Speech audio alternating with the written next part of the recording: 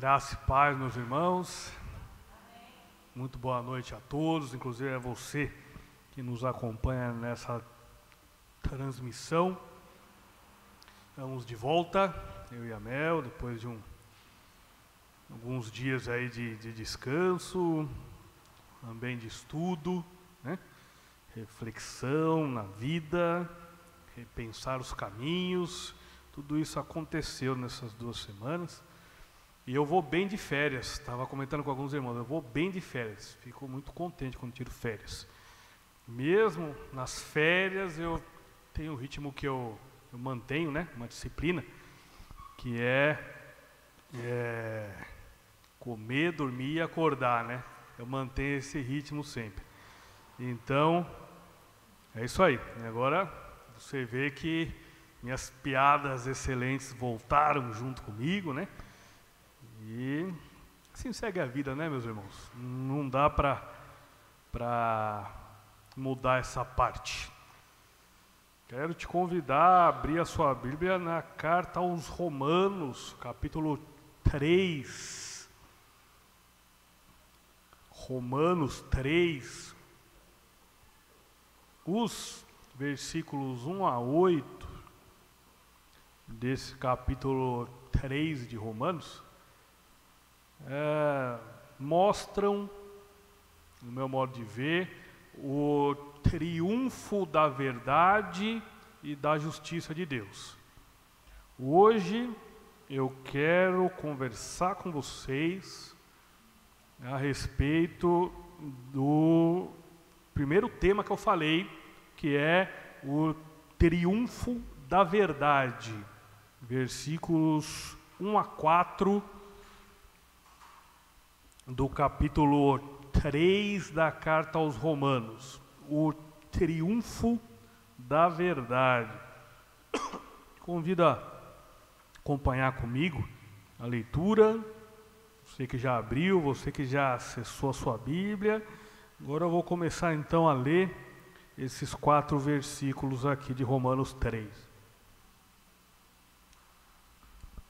Mais uma vez, carta aos Romanos, capítulo 3, versículos 1 a 4, título: O triunfo da verdade. Qual é, pois, a vantagem do judeu? Ou qual a utilidade da circuncisão? Muita, sob todos os aspectos, principalmente porque aos judeus foram confiados os oráculos de Deus. Versículo 3. E daí? Se alguns não creram, a incredulidade deles virá desfazer a fidelidade de Deus? Versículo 4. De maneira nenhuma. Seja Deus verdadeiro e mentiroso todo homem, segundo está escrito: para seres justificado nas tuas palavras e venhas a vencer quando fores julgado. Louvado seja Deus por sua palavra. Queria que você orasse comigo mais uma vez, se você puder. Senhor Deus e Pai, louvado, exaltado e engrandecido seja o teu santo nome.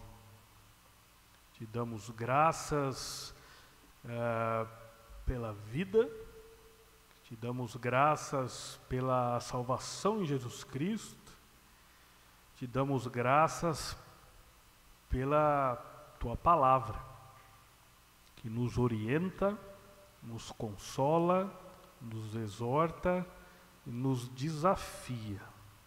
Nós te pedimos que o Senhor, através do teu Espírito Santo, aplique esta palavra que lemos ao nosso coração, nos trazendo vida, nos dando direção e nos desafiando naquilo que precisamos ser desafiados e nos corrigindo naquilo que nós precisamos ser corrigidos. Essa é a nossa esperança Essa é a nossa oração em nome de Jesus. Amém. Seguindo na exposição então de Romanos, podemos perceber que no capítulo 2, quer dizer, na verdade voltando um pouquinho, né?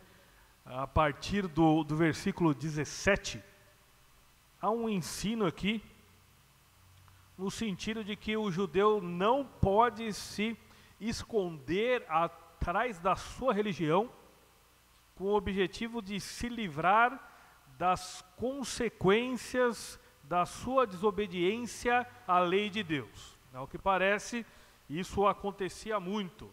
Os judeus se achavam, se orgulhavam por serem povo de Deus e achavam que por terem nascido judeus não precisavam, na verdade, cumprir a lei de Deus. Era suficiente que fossem judeus para serem especiais diante de Deus.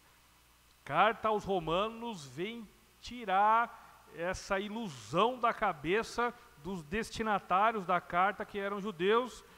Não só essa carta, mas Gálatas caminha nesse sentido também.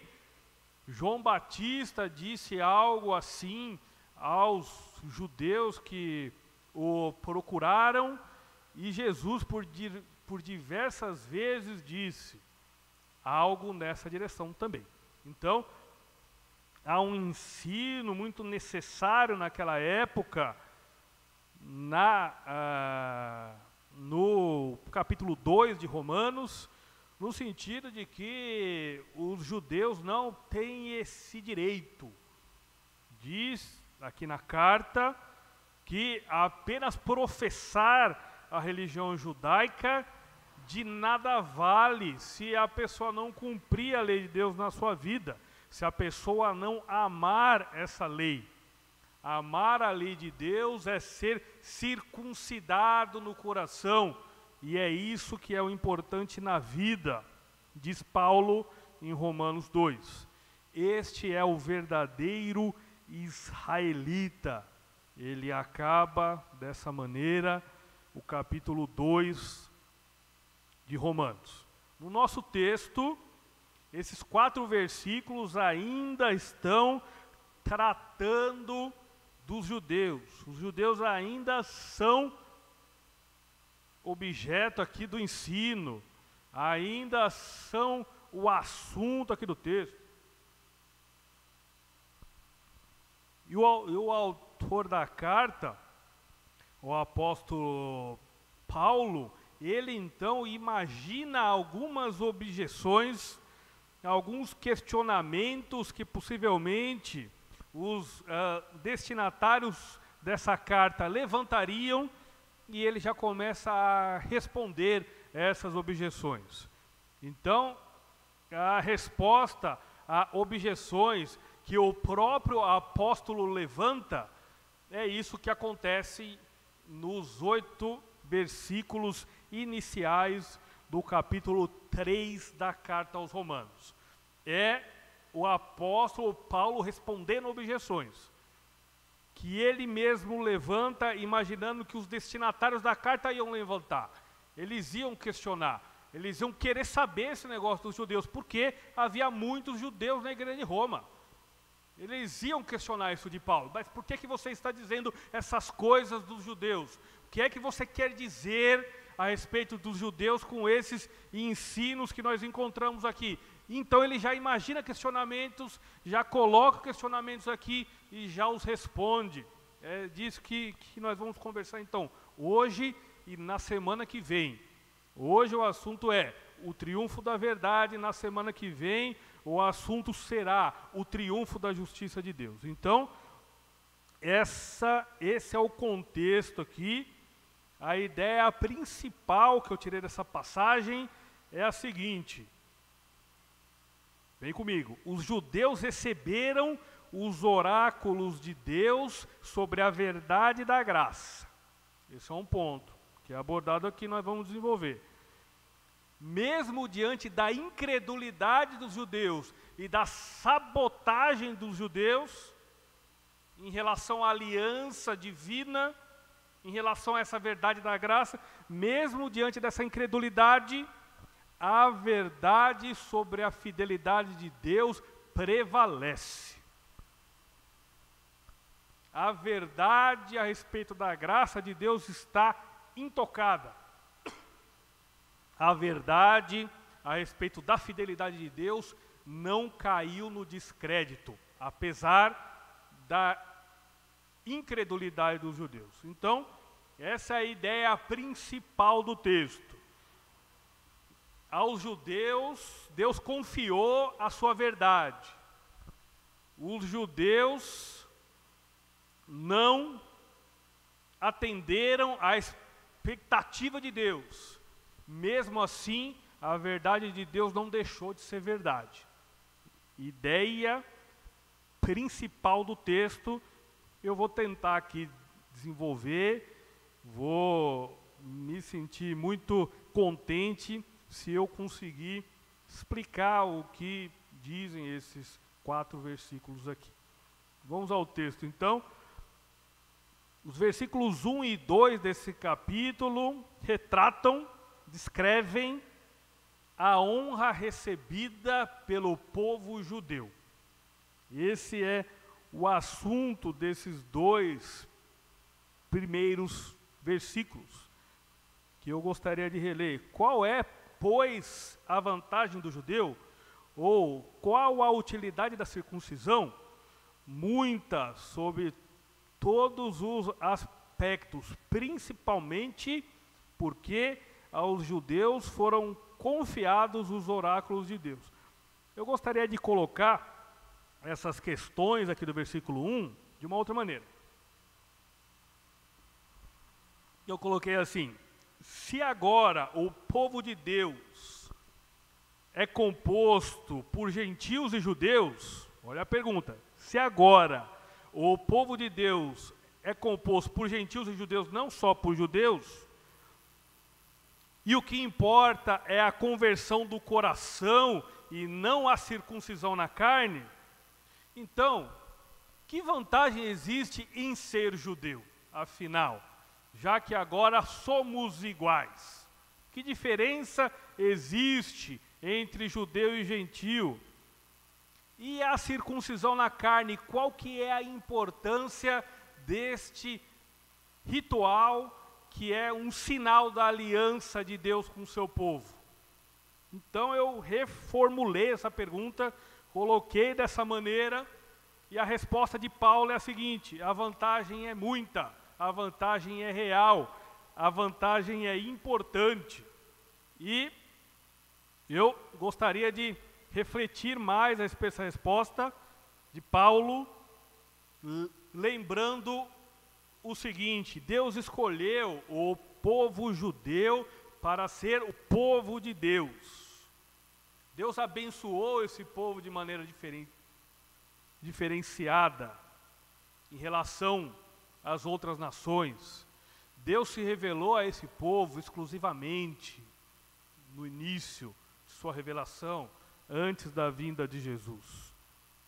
Então, este povo é especial para Deus, sim. E não só isso. A resposta de Paulo no versículo 2 é a seguinte: principalmente porque aos judeus foram confiados os oráculos de Deus. Deus se revelou aos judeus em primeiro lugar e confiou a eles a administração da verdade. Isso não é pouco.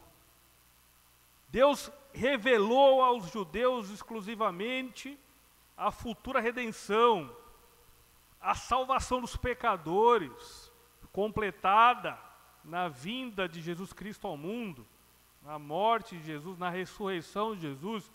Mas inicialmente Deus confiou essa mensagem aos judeus, eles que deveriam guardar essa mensagem, eles que deveriam viver a ética de Deus nesse mundo, eles que deveriam glorificar a Deus com sua vida, e eles que deveriam compartilhar essa verdade com os outros povos.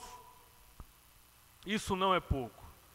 Então, os judeus receberam de Deus a revelação a respeito da salvação de Deus para todos. E os judeus é que receberam a missão de administrar essa mensagem e de compartilhá-la no momento oportuno. A dignidade deles, do povo judeu, mesmo depois da vinda de Jesus, existe e vem dessa confiança de Deus nas mãos deste povo, da verdade revelada e da administração dessa verdade. Então, existe sim vantagem em ser judeu. Claro que muito mais vantajoso ser esse judeu crer em Jesus Cristo, porque se ele não crê em Jesus Cristo, de nada valem os rituais dele, são inúteis, inoportunos, não levam a nada. Mas um judeu que crê em Jesus Cristo, ele recebeu essa dignidade de Deus por nascer num povo escolhido por Deus no passado. E Deus escolhe um povo, e Deus escolhe pessoas, Deus escolhe quem Ele vai salvar. O que não era cabível no povo judeu era justamente um orgulho vazio que eles tinham. Eles cultivavam um sentimento de superioridade em relação aos outros povos só por causa da circuncisão. E isso Deus nunca ensinou, Deus nunca quis que acontecesse, Deus nunca compactuou com essa atitude orgulhosa dos judeus. Mas eles podiam se alegrar e se orgulhar porque receberam a revelação de Deus e a responsabilidade de administrá-la. É isso que eu acho que está sendo dito aqui nesses primeiros 2 versículos, e eu acho que é possível encontrarmos aqui uma aplicação na nossa vida. Essa orientação é para os judeus, mas o que eu tenho a ver com isso, né? Eu não sou judeu. Não sei se você é um judeu messiânico, né? Um judeu que nasceu judeu e se converteu a Cristo. Não sei se você nasceu judeu. Eu não nasci judeu. Eu sou, numa linguagem bíblica, gentil. Eu acho que é a sua situação também, da maioria. Então, o que isso se aplica na minha vida? Digo a você o seguinte: no passado, de acordo com o que nós encontramos no Antigo Testamento, e que eu já disse aqui, hoje, agora há pouco, os judeus receberam essa missão, receberam a revelação de Deus e a responsabilidade de Deus de cumprir a lei dessa maneira, expressando a glória de Deus no mundo, de viver uma vida diferenciada no mundo. Isso era a missão dos judeus do passado. E de compartilhar a verdade, de administrar a verdade revelada por Deus. Nesse tempo, a igreja é agraciada com essa missão.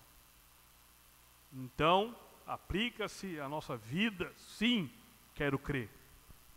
Por causa da graciosa eleição de Deus, que me alcançou e te alcançou, se você é um cristão, nós somos contemplados recebendo de Deus o conhecimento da verdade do Evangelho. E nós recebemos de Deus não só o Evangelho, nós recebemos de Deus a responsabilidade de viver uma vida de retidão compatível com o Evangelho, e recebemos de Deus ainda a missão, o comissionamento de compartilhar esse Evangelho com quem ainda não conhece. Eu entendo, então, minha construção aqui, que a missão dada por Deus aos judeus no passado, agora é a nossa. Agora é a nossa.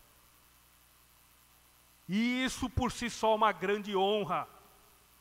Esse acho que é um ponto aqui abordado por Paulo.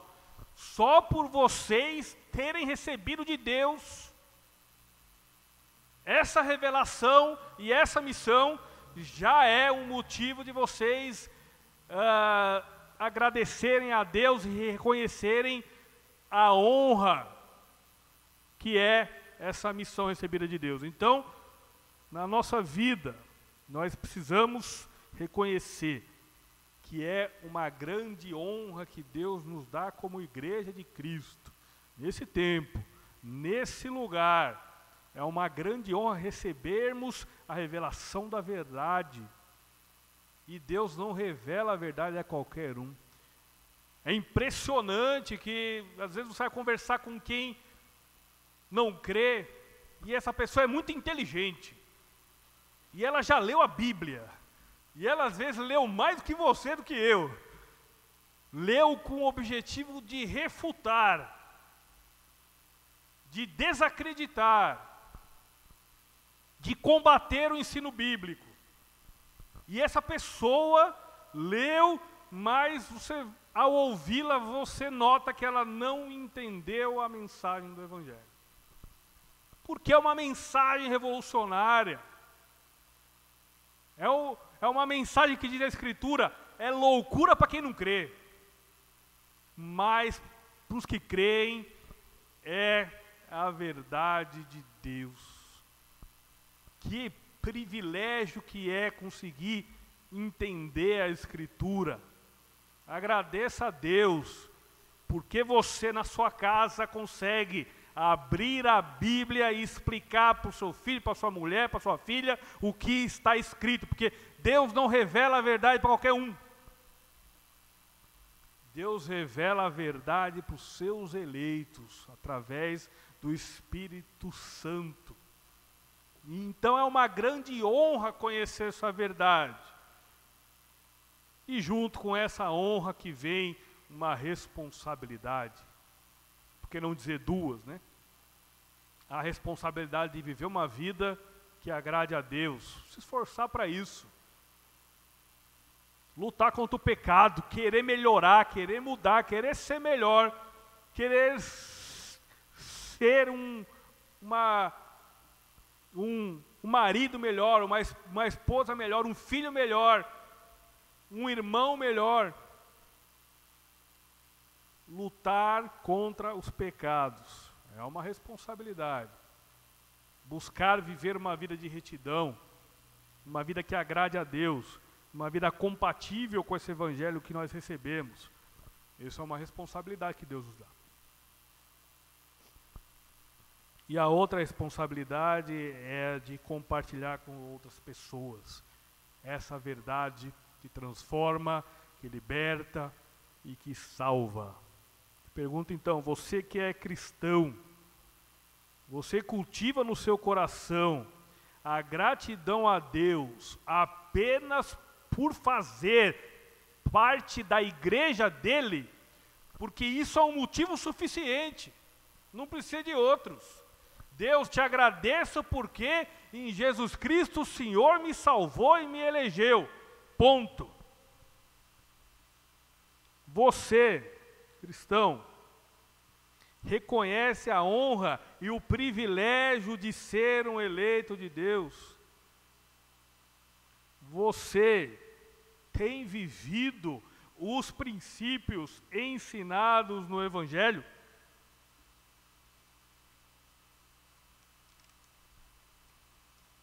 Uma vida bonita, é isso que Deus quer, desse jeito que Deus quer que a gente viva. Uma vida com coerência, com responsabilidade, com bom senso, com honestidade, com amor ao próximo. É isso que Deus quer de nós. Você, cristão, tem compartilhado esse evangelho com quem ainda não conhece? São perguntas retóricas. Você responde a você mesmo e a Deus também. Mas é muito importante refletirmos a respeito dessas questões.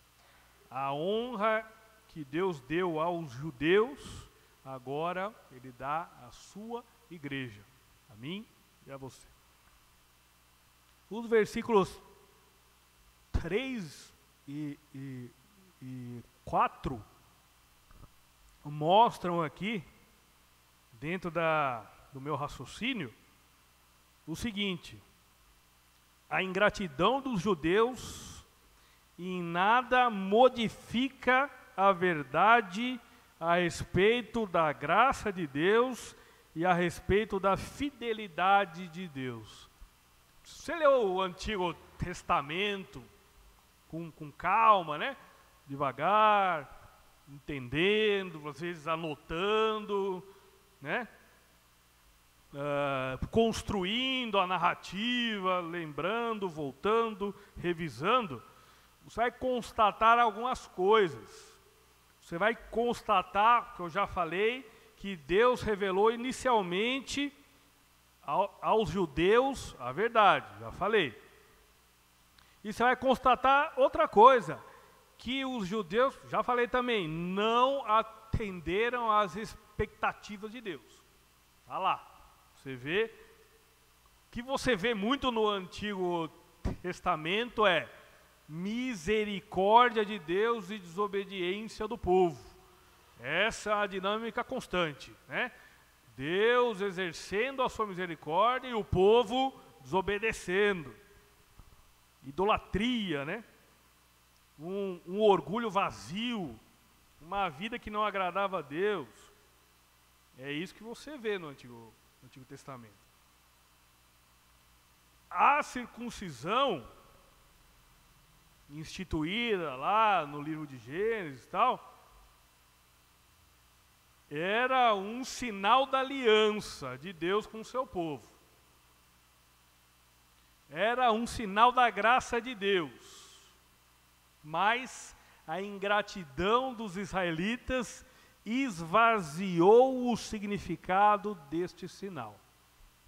Eles eram circuncidados e achavam que isso era o que Deus queria só. Deus queria que o menino de 8 dias de idade fosse operado, né, na área genital, e que acontecesse ali essa cirurgia, né, do menino, e que aí sim, Deus já cumpriu, já é isso que Deus quer, e é isso que é ser judeu, é ser circuncidado. Era isso que ocupava a mente de muitos judeus, mas Deus queria mais, e Ele revela isso em alguns textos proféticos, né? Em Isaías 58, Deus critica lá o culto dos judeus, dizendo: olha, não me serve para nada isso que vocês estão fazendo, esse jejum de vocês é inútil. No livro de Jeremias ele diz: um dia eu vou circuncidar o coração de vocês.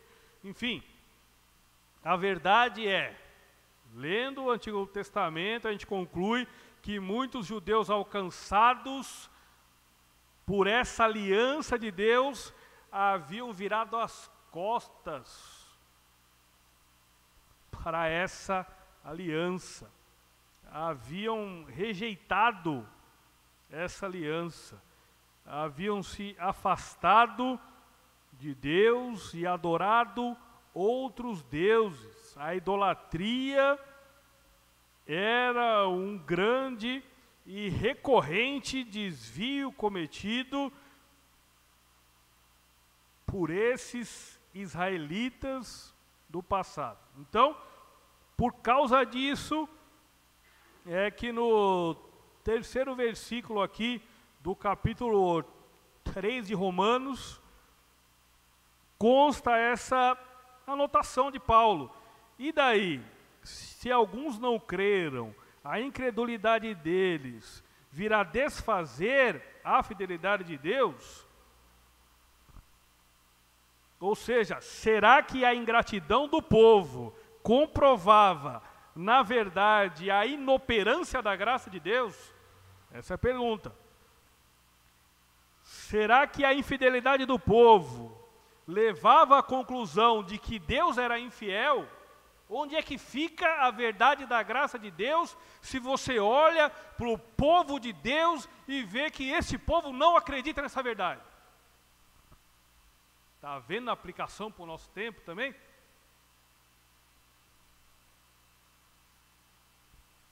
A resposta de Paulo é: não, não é assim que funciona. Essa é a resposta que nós encontramos no versículo 4. Os judeus não creram na promessa, mas isso não significa que esta promessa fosse mentirosa. Os judeus viviam uma religiosidade vazia, mas isso não significa que a religião era vazia, era falsa. Mesmo diante das mentiras, da idolatria, da vida vazia dos judeus, a verdade de Deus prevalece. A verdade da graça, a verdade da salvação, a verdade da pureza de Deus. E aplicando ao nosso contexto, a verdade da pureza da igreja de Jesus Cristo. Por mais que a igreja, em algumas épocas da sua vida, viva dificuldades com corrupção, com pecado, com desvios, não estou querendo dizer que esse é o nosso momento, mas em parte é também um pouco. Mesmo assim, ela não deixa de ser a noiva de Cristo, santa, pura e imaculada. Em outras palavras, nossos pecados não afastam as verdades anunciadas na Escritura. Continua aqui o versículo 4, e no finalzinho dele a gente encontra uma citação, ao que tudo indica, do Salmo 51, versículo 4. Ao que parece é isso, tá? Está bastante diferente aqui da tradução, mas há um consenso no sentido de que essa citação do versículo 4 aqui, do capítulo 3 de Romanos, é uma citação do Salmo 51, versículo 4, que diz assim: pequei contra ti, inteiro, né, o versículo, contra ti somente, e fiz o que é mal perante os teus olhos, de maneira que serás tido por justo no teu falar, e puro no teu julgar. Esse é o Salmo 51, versículo 4. Este salmo, escrito por Davi, expressa o arrependimento dele dos pecados relativos ao adultério que ele cometeu e ao homicídio que ele cometeu, revelados numa conversa com o profeta Natã. A gente conhece a história. E o que o Davi quer dizer aqui, no versículo 4 do Salmo 51, é que ele não pode reclamar do julgamento de Deus, porque ele pecou de verdade. A gravidade do pecado de Davi exigia um julgamento rigoroso, e qualquer que fosse o julgamento de Deus seria justo. É isso que Davi está querendo dizer. lá no Salmo 51. E a aplicação desse versículo do Salmo ao nosso contexto e ao nosso texto aqui, de acordo com Calvino, é a seguinte: em vez de nossa incredulidade destruir a verdade de Deus, ela a torna ainda mais evidente e proeminente. Esse é o argumento de Calvino. E o que ele quer dizer é que, por que pareça, às vezes os pecados humanos glorificam a justiça de Deus, evidenciam como Deus é justo e evidenciam a necessidade do julgamento de Deus.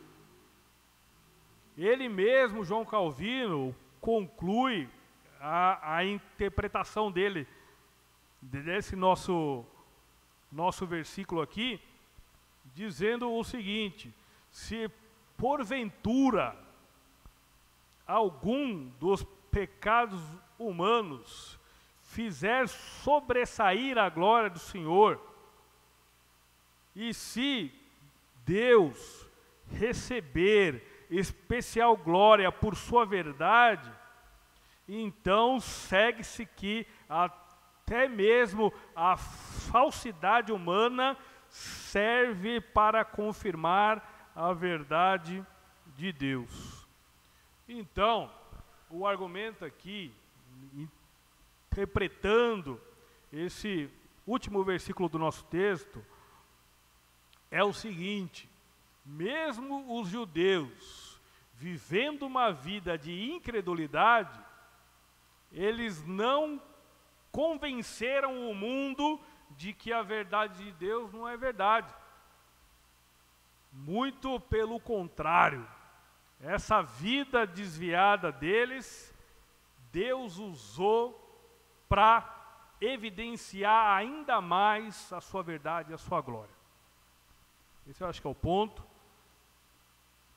Então, a verdade de Deus está estabelecida, e isso é importante no meu modo de ver. A verdade de Deus está registrada e acessível a nós, e nada pode mudar essa verdade. Na nossa época, há esforços para distorcer a verdade de Deus, mudar. Vamos colocar outras ideias no lugar das verdades que encontramos na Escritura. Não adianta tentar, é o que diz o texto. Ou é do jeito que eu vejo o texto? A verdade de Deus está colocada, ela é eterna, ela é imutável e ela vai ser cumprida até o fim. Então, nós podemos descansar e confiar no cumprimento integral da verdade de Deus revelada em sua palavra. É assim que eu vejo esses dois últimos versículos aqui. Agora eu vou deixar algumas aplicações. Quando eu digo isso, já sei que você já dá aquela, né, acabando, né, chegando no fim, já vai esticando aí. E as minhas aplicações são muito simples, você já ouviu algo a respeito delas no decorrer da exposição, e eu gostaria de anunciá-las agora. Eu disse que, de acordo com os versículos 1 e 2 desse capítulo de Romanos, os judeus receberam a honra de Deus. Eles receberam os oráculos de Deus. Atualmente, essa honra é da igreja, que recebeu a verdade do Evangelho. Aplicações: sejamos gratos por isso. Vivamos uma vida de retidão, que agrade a Deus e mostre para o mundo que nós compomos a igreja, a noiva de Cristo, Santa e Imaculada, e compartilhemos o Evangelho. Disse também que, de acordo com os versículos 3 e 4 de Romanos 3, a ingratidão dos judeus não modifica em nada a verdade a respeito da fidelidade de Deus. Aplicações a respeito desse assunto. Não avalie a fidelidade de Deus a partir de testemunhos ruins de alguns cristãos. Não permita que um testemunho ruim mude a ideia que você construiu no seu coração com base na palavra de Deus a respeito da fidelidade de Deus. Essa verdade precisa ser gravada no nosso coração e ninguém que a tire de lá. Outra aplicação: a fidelidade de Deus e a sua graça continuam em ação na nossa vida, ainda que as circunstâncias da vida indiquem o contrário. Última aplicação aqui: a verdade está colocada por Deus. Ela é imutável e eterna. As tentativas de distorção da verdade e substituição da verdade por mentiras não vão ter sucesso. Descanse em Deus, então, que Ele há de preservar a verdade dEle. Vou te convidar a orar mais uma vez comigo. Senhor Deus e Pai, nesse tempo nós precisamos muito lembrar desse privilégio que é receber essa honra do Senhor, de pertencermos à igreja do Senhor. Não deixa a gente achar que isso é pouco não, Senhor. Não deixa a gente achar que isso era obrigação do Senhor e que a gente não tem responsabilidade em relação a isso. Ajuda-nos a cultivar um coração grato ao Senhor por isso. E ajuda-nos a viver uma vida compatível com essa honra que nós recebemos. Deus amado, nesse tempo, há ruídos, há vozes que querem distorcer a verdade revelada na Escritura do Senhor. Grava no nosso coração, nós te pedimos, essas verdades anunciadas aqui hoje, as verdades anunciadas no decorrer desse mês, nas aulas da EBD, nos cultos aqui de domingo à noite. Grava no nosso coração essas verdades, Pai, porque elas é que vão nos dar equilíbrio, confiança e gratidão ao Senhor. É assim que nós te pedimos, ó Deus amado, com gratidão no nosso coração, por essa mensagem do Senhor na nossa vida, e te pedimos que o diabo não nos roube as verdades aqui anunciadas, em nome de Jesus, amém. Obrigado pela sua atenção, meu querido, minha querida, pastor Cláudio.